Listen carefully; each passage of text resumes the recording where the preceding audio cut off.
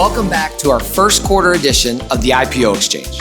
I'm Nick Accordino, and it's springtime in New York City. The capital markets delivered a remarkable 48% year-over-year growth in 2025, a truly unforgettable ride. Now, as we look to 2026, two questions remain.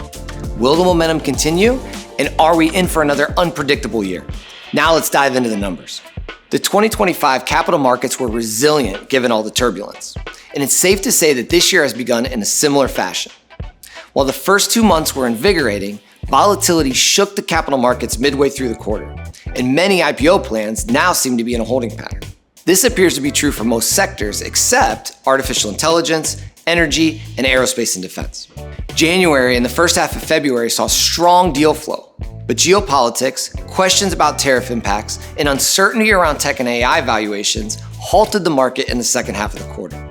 However, the US market still raised $9.9 billion in proceeds, representing a 16.4% increase year over year. So while the VIX has remained above 20 since March 3rd, the market has continued to be resilient.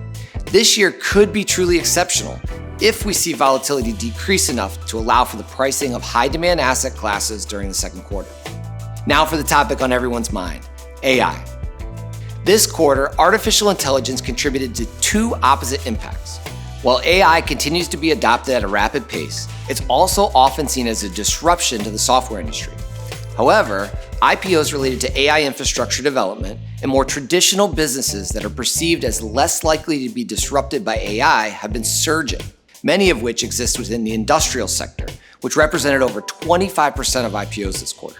Businesses in aerospace and defense, commercial equipment suppliers, and biotechs also proved to be insulated from AI disruption. For traditional IPOs, we expect what we saw in Q1 to continue with industrials, technology, and healthcare companies leading the way.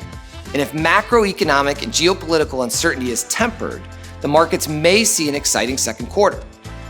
Next up, SPACs.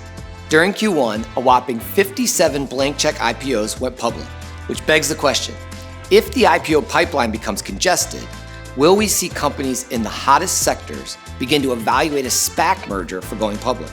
The springs are loaded with over 100 SPACs pending mergers, but we'll need to see if they can close and perform well after they do. And that's our take on Q1. Thanks for joining us, and be sure to stay tuned for the release of our next special edition episode, where we'll recap our recent IPO Growth Summit in San Francisco, co-hosted by Latham & Watkins. You won't want to miss it or any of the IPO coverage we have in store for you for 2026. See you next time.